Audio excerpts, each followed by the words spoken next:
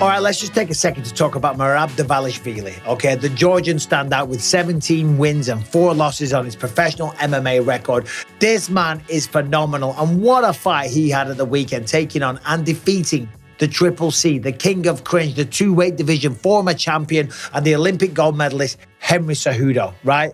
That was a phenomenal fight, fought at a ridiculous pace, and MMA technique at the highest level, okay? And picking up Henry Cejudo, getting him on his shoulder, walking him across the octagon, dumping him on the canvas, having a conversation whilst trying to choke out Henry Cejudo, chatting away to Mark Zuckerberg.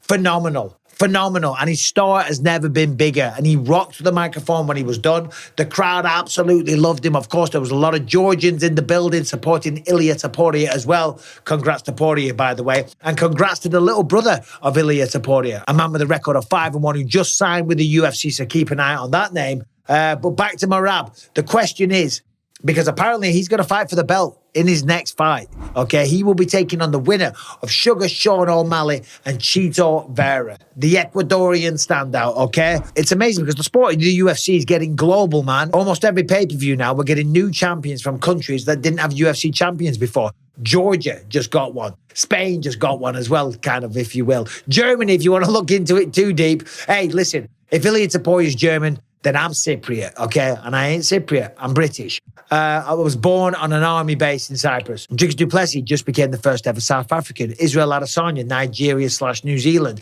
It is a global sport now, okay? We've got Australians, Americans, Brazilians, Canadians, Russians, Dagestanis, okay? Where else? Irish, of course. I mean, the list goes on. It's phenomenal. It's great to see.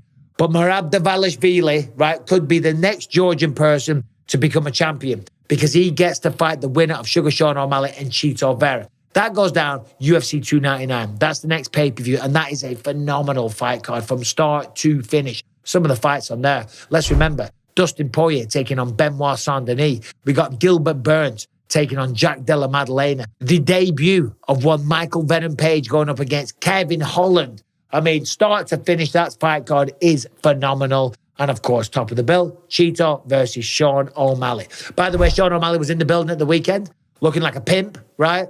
Big, massive fur coat on, matching white shades, always looks cool. I couldn't pull it off. I say that every time. He pulls it off. If I tried to dress the same way, I could not pull it off, and I would look like a bit of a fool. But fair play to Sugar Sean. He has got some swag. You see him recently, he did an interview with Pat McAfee, and he's lying in the bath, conducting the interview whilst having a bath. He is a funny guy. Now, I'm going off the topic. We're here to talk about Merab Dvalishvili.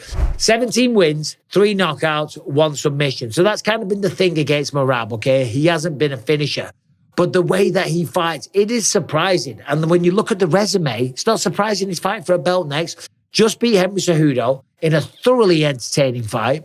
Before that, beat Piotr Yan, a former champion. Beat Henry Cejudo, a former champion. Beat Jose Aldo, a former champion. And how did he beat them? With that bloody gas tank that just never runs out. He pushes the pace. He gets in the face from the opening bell. That almost cost him on Saturday night because against Henry Cejudo, he went forward, boom, he ate a massive shot of Henry, right? And he was kind of wobbled for a second. I thought, wow, Henry Cejudo's back with a bang. But of course, Merab recovered, he weathered the storm, and then he took over the fight. And he kind of made Henry, and I don't like saying this, Henry looked 37 the longer the fight progressed. I think Henry Cejudo, when he looks back on this, is going to kind of regret taking that 3-year hiatus away from the sport, retiring when he was a double champ. Anyway, as I say, the fight was phenomenal, and Henry Cejudo was the correct winner of that fight, right? So how does he match up with Sean and Chito? Well, Sean and Chito, they're both strikers. That fight's going to be phenomenal. We know Chito got the job done the first time, kicked the calf, the ultimate calf kicking championships. As Joe Rogan was saying Saturday night, the calf kicks are such a massive part of this game. But Chito kicked him in the calf, hit the peroneal nerve. That causes the bottom of the leg to go numb. O'Malley rolls his ankle, falls on the floor.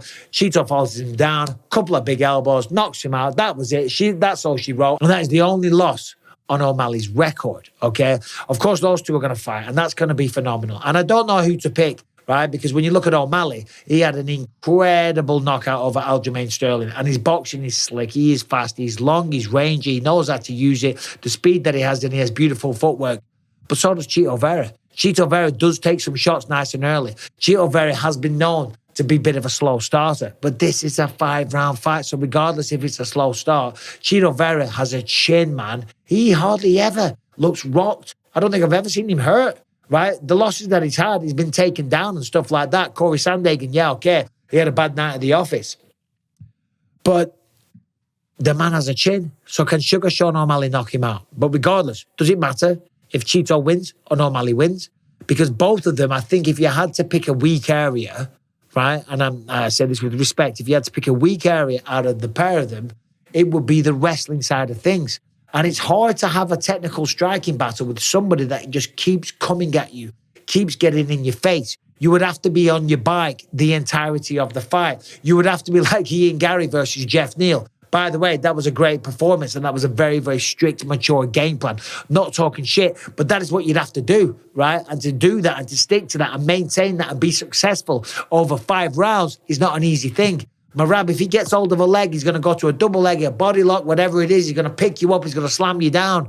He's going to take you to Pound Town, okay? Listen, Merab, will he be champion of the world? That's what we're talking about here. And I'm just saying that he's got a very, very good shot. He really does, right? Chito Vera is a good friend of mine. Sean O'Malley, I've got a great relationship with and I've got a lot of admiration and respect. But on paper, Merab, he might just be the kryptonite for them. When we look at the rankings, of course, O'Malley champ, Merab's 1, Aljamain number 2. Is he moving up, apparently?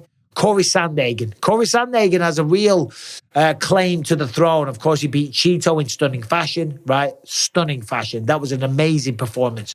And Corey Sandhagen, with the skills that he has, with the striking that he has, the length and the wrestling ability as well, he might be champion soon as well. Piorian, don't think he's going to get it done. Marlon Vera's number 5. He's fighting for the belt. He could become champion in UFC 299, right? Then it's Song Yudong, Davison Figueiredo.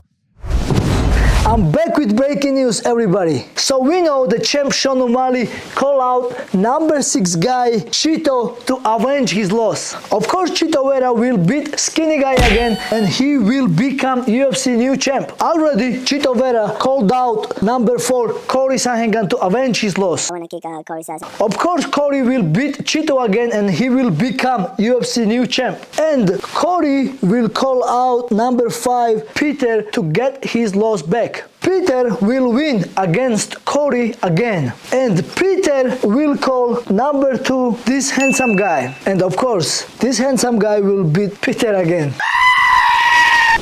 And then here comes the news. I will avenge my loss and call out number 885 Frankie Science out of the retirement. What the fuck is going on, guys? And hey, Henry Cejudo, what are you talking about me? Don't think I forget about you. I'm about to retire Aljamain Sterling's butt plug. His name is not Merab, it's Merab. Brain damage. We have a result from hospital. Henry Cejudo has a longer tongue than himself. But no worries. Dr. Merab will fix this problem on February 17th. See you there, Henry. I'm coming for you. Will it be Merab? Will he be the champion? Who wins between O'Malley and Chito Vera at 299? And what do we think about UFC 299 in general, man? I mean, what a fight card that is. And that goes down in just 3 weeks in beautiful Miami. There it is. Thoughts on the bantamweight division. Okay, started off as a video about Merab Dvalishvili, right? And then it turned into a whole, let's break down the bantamweight division kind of thing, right? So, still. But regardless, Merab Dvalishvili, congratulations. And let me know in the comment section, will Merab be a champion this time next year? I guess that's the real question. I guess that's what I'm trying to get at, right? Will he be a champion this time next year? Let me know what you think. Take care, subscribe, ring the bell.